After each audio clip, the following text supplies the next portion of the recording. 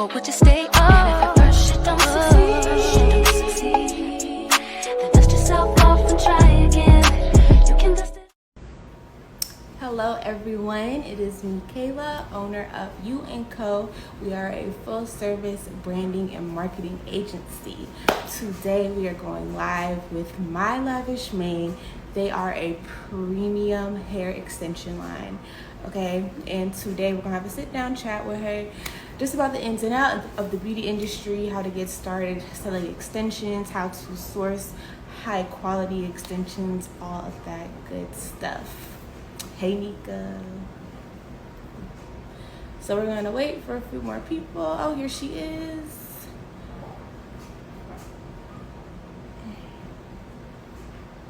Let me send you a request.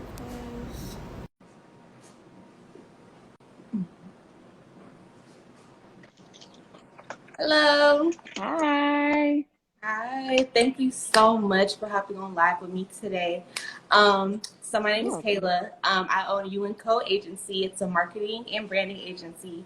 And I really wanted to do a series where I go live with different entrepreneurs, just kind of talk about, the ins and outs of business, what it takes, in different industries. So thank you again so much for You're joining. welcome. I've been watching. Oh, good. Love that. So just tell the people a little bit about yourself. Okay, my name is Chanel. I am 27. I own a hair company, My Lavish Mane, and I also have a women's networking group called The Boss Besties. I have been selling hair since 2014, on and off kind of thing. And then my Boss Besties group, we started in 2019. So it's been a little about 2 years. So that's kind of what I do. I also have a full-time job and do work as a medical receptionist at a doctor's office. So there's that, plus my two businesses, plus I have a 6-year-old daughter. So kind of easy. Right, a little bit of everything going on. Right. Great. So tell us a little bit about your background. I know you mentioned you do work in the medical industry, but did you go to cosmetology school, or tell us a little bit about your educational background? Okay, so I have my associate's degree. I don't have a bachelor's degree in anything at this point, but I was working towards going to communications as a communications major. I was really looking at public relations for a while, and then had a baby, and then things kind of just took a turn. And then I started my business as far as selling hair. I don't have any type of medical background. That's just my 9 to 5 for the moment. That's just what I do. I never went to cosmetology school. I learned how to do my own makeup. I learned how to do my own hair on my own. YouTube University. That's Right. pretty much it. Yeah, no, YouTube University is real. And it's funny you said that. I actually majored in public relations. So my background is in communications, and it's a good major. So I love it. So at what point during your, professional career did you realize you wanted to venture into the beauty community? So I started selling hair when I found out that I was pregnant. Mm-hmm. This is 2014, before a lot of people, a lot of businesses were selling extensions, selling bundles and wigs and all that. This is before it blew up. I had this girl that I was working with that she sold hair every now and again. It wasn't like a gig for her, but it was just kind of like a side hustle thing. So when I found out that I was pregnant, I was like, okay, well, I'm going to need a little bit more money because obviously babies ain't cheap. So I asked her if she would give me her vendor, and she did for free. And so from there, I just started to sell hair, and it just became a thing. Okay, awesome, dope. And I know you mentioned, someone passed along their vendor to you. So hmm when it comes to selling hair, some people say it's kind of a saturated market. Everyone's looking for the best quality at the most, hmm affordable price. So what would you recommend to people who are looking to source, high quality vendors? There's definitely a few key points that you'll want to make sure. For one, it's the hair needs to be good. Obviously, you need to have a great quality hair, but you also want to have a good quality vendor as well, because there are some vendors that are not good at response times. They'll have you waiting, or their shipping is not good, or their prices are too high, or whatever the case is. So outside of the hair, definitely make sure you have a really good vendor that's responsive to you and is wanting to make sure that you are getting good quality from them. As far as hair goes, Mhm. you definitely want to make sure it's, I mean, depending on where you're going, there's raw hair, there's virgin hair, you want Mhm. to just make sure that you're testing these things out before you start selling it to people because things are not always as they seem. You can get an order and the hair be great, and then you get another order and it don't be great. So you just want to make sure that you stay consistent in that, and you're testing it out properly before you start trying to sell it to other people, because that's the worst thing that you could do as far as selling hair is like selling bad hair because that's going to give you a bad rep. So you do want to make sure that you're staying on point with that. Hmm. And see, this is a question I have too. I don't know if someone else has this question, but I know there's a difference between, getting raw hair extensions and then there's not raw. So what's the difference between the two? So raw hair extensions is they haven't been processed with any type of chemicals and things like that. And then virgin hair has been some sort of process Hmm. into either the style that it's in, like deep curl or deep wave. Um, Raw hair is literally as it comes, raw, like no type of anything to coerce it in any kind of way. Hmm. The hair that I sell at my Lavish Mane is virgin hair, not raw hair. Okay, got you. Awesome. So when you first started My Lavish Maid, how did you go about, building a following or just even, building a buying audience? Because a lot of people, they may have, all these followers, friends and family, but they're not necessarily a buying audience. They're not necessarily an audience that, is looking to buy what you're selling. So for you, how Mhm. did you go about, growing an audience for your business that does buy hair?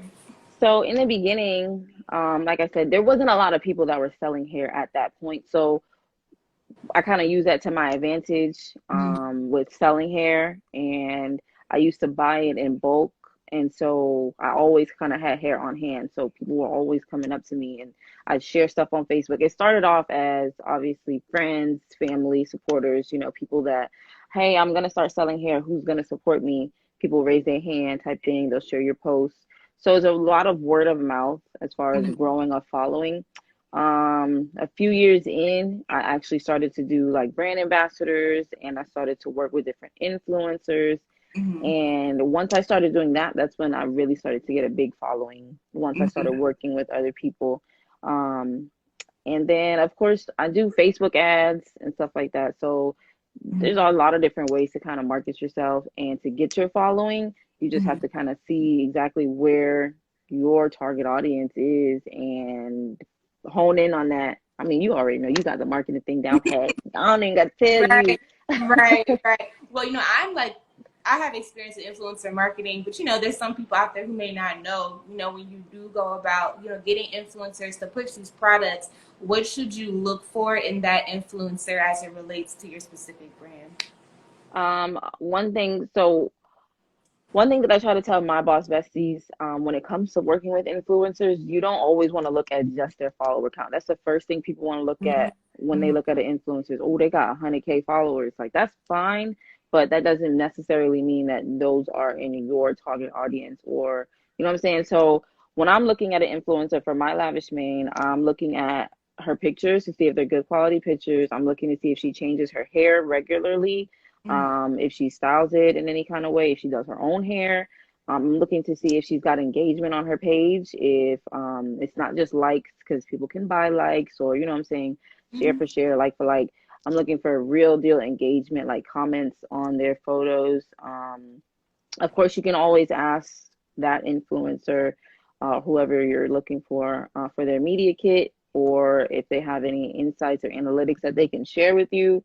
Mm-hmm. So those are definitely things that I'm looking for. I also make sure that they're fitting into my brand, because there's some people that I look at sometimes and it's like they have a lot of followers and they're pretty and they change your hair, but like their audience just don't fit with my what I'm trying to Doesn't go align. for. So Right. I'm just like, do I really want to, go that route? Because then I'm gonna have a lot of people that come to me that aren't really my audience, and they're not really gonna get what's going on over here. So that's definitely something I look forward to. Okay, dope. So, as you're using these marketing tactics and your audience is growing and your business is scaling, what are some like, difficulties or bumps in the road you've had when it comes to, expanding your business, trying to up inventory? There's a multitude of things that could happen. Hmm. So, what are some difficulties you've run into? Um, Sometimes, so like I said in the beginning, I was doing a lot of on-hand inventory, and then it kind of changed to like pre-order type of thing. And Mhm. then it became like a kind of like a hassle because for one, I wasn't doing it consistently, and I wasn't like trying to have that as my main money maker. So I wasn't giving it my all. So then it came to a point where I wasn't having inventory sometimes, and it was really down for me because people would come to me and be like, "Hey, yo, I want to get a 20-inch body wave with this," and I'm like, "Okay, I don't have that right now, but Mhm. I can get it for you." And a lot of people they want their stuff right now, right now, right now. So that was a big struggle for me for a little bit, not having the inventory on hand. Another thing is money management. I never had a business before, so never knew how to handle money, having separate accounts for your business, your personal, like in the beginning, you mixing everything together. So it was kind of hard to see like profits and losses. So that was Mhm. a struggle that I had to go through. Still currently learning, how to have a business account and do things like that. I got my LLC, so like, everything is trying to be official and all that kind of things. But that was definitely a struggle for me was keeping things on hand. And then I never I never really had a struggle with like my vendors or anything. Luckily I got good from the beginning with a good vendor, and I stuck with that one. I have multiple vendors now, but that was never a struggle for me, but it definitely is a struggle for a lot of people I know that Mhm. are trying to get into the business of finding a good vendor that like will work with you and has great hair. It's Mhm. a big struggle for a lot. Oh, yeah, for sure. I can imagine. And then I know you said you do work a job, you're also a mother, and then you have your business. Mhm. So, what are some good time management tips, you can give people? Because time management is something I struggle with on a daily basis. So, how do you juggle everything consistently and make it work for you? Time management is definitely something that I am working on. I ain't even gonna lie to you, but a couple things that I try to do. I've tried different things. I've tried to get a planner. Planners don't really work for me. I don't know how many planners I've bought, and I'll write in it for like a month and then it won't work. But what I have been trying to do, just recently, I bought a big old whiteboard Mm-hmm. that is just a blank. I have two of them. So there's one that's just blank where I can just write things down, and then I have one that's actual calendar. So I do use that as well. I have this app on my phone. I use apps for everything. So I use my notes app. If I'm like at work, I need to jot something down real quick, I'll just jot it down in my notes app. I have another app that's called 24 Me. I think that's what it's called. It's like a personal reminder, personal assistant app. So I do use that as well, and it gives me reminders throughout the day of things that I need to do. I feel like that is a good thing for me personally is that I need to be reminded because I have so many things that I'm trying to keep up with. It's really easy for me to forget. So I need to have things like it right in my face or constantly reminding me. That way I can make sure I'm staying on my job. 'Cause everybody knows it's very easy to get distracted or procrastinate, and that's one of my biggest struggles. So these are things that I'm trying to incorporate into my daily routine as far Yeah. as, And being productive.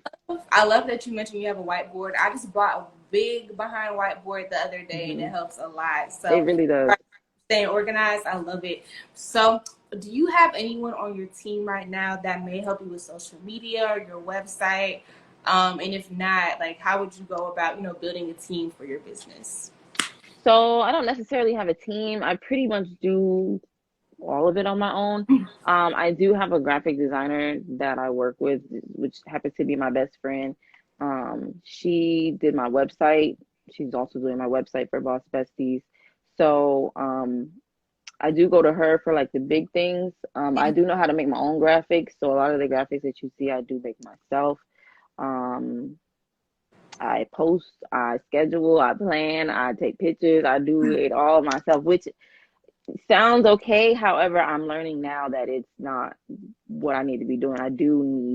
I'm starting to learn like, okay, I think I need an assistant or I need somebody to like take some of this work off of me because it's really a lot, especially when it's just you and you're trying to do all these things for your business. So I definitely would love to have a team at some point in time, hopefully coming up soon. I'm still trying to figure out how to like work that in as far as adding people into it because it's always been just me.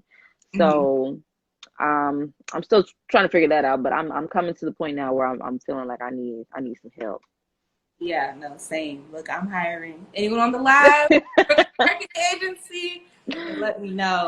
So, and then also, knowing what you know now, in business, within the hair business, if you could go back to when you first started, what are some things that you would do differently knowing what you know now?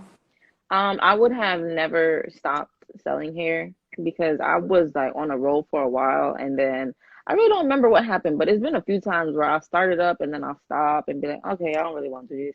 But if I would have just kept going from like 2014 to now, like that's 7 years, who knows what I would have been doing, you know what I'm saying? So I really kick myself in the ass about that sometimes, like, damn, why did you stop? You should have just kept going.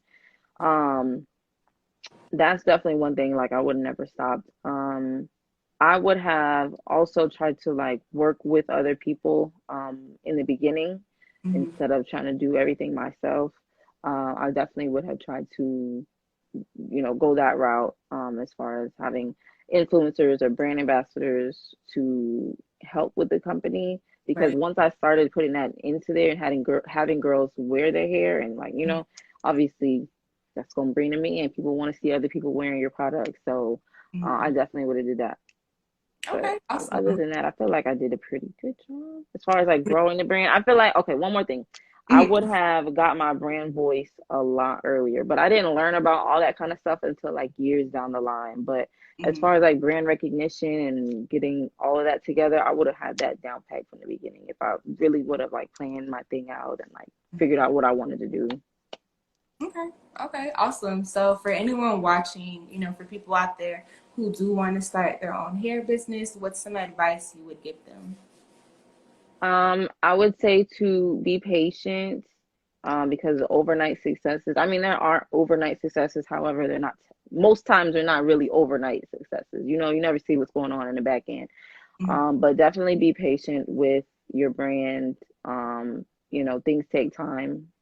I also would say if you're starting a hair company, um, be specific in your brand as well. Be specific in how you want your brand to be perceived. Because there's a lot of different hair companies, and I see the way that they market. People market differently. So you want to find your audience quick, fast. Like know exactly who you want to sell to, Mhm. and figure out how to do that. Figure out what they like, figure out what they're buying. Things like that. So I would say definitely do that.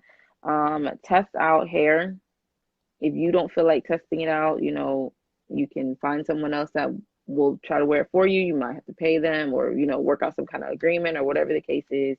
Test it out for as long as you need to make sure that, that's really what you want to put your name behind because that's gonna have your name on it.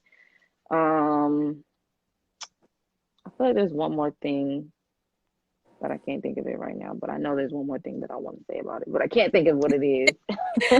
All right, all right. And then my last question is, what is next for My Lavish Mane? Like, where do you see it going? So I am currently in the process of adding custom units. So I make all my own wigs, on my own hair that I wear. I make my own wigs, things like that. So a lot of people have asked me to make wigs. So I'm trying to teach myself. I'm looking for like a class or somewhere that I can get a lot of good information and techniques and things like that so I can improve my skill set as far as making wigs. So I'm definitely adding that to the site. I'm gonna start adding other things as far as like lace glue and wax sticks, other things outside of just hair. I'm Mhm. gonna start adding those to the site as well. Um, I, if you would have asked me like 2 years ago, I would have said that my Lavish Mane is gonna have its hair store. I'm gonna own a beauty boutique and like all that. And I mean, I can see it still, but I just don't know if that's the route that I want to go in at Mhm. this current moment right now. But I definitely feel like my Lavish Mane is gonna take off Awesome. soon. That's good. While I'm here watching, I support everything you're doing. I love entrepreneurs, anyone who's looking, to make their, passion a business. I'm all for Right. it. So thank you so much for hopping on the live with me today. Thank you You are everyone for welcome. tuning in, and we will talk again soon for sure. Yes, ma'am. All Have a right, good have a good night. one. Thanks.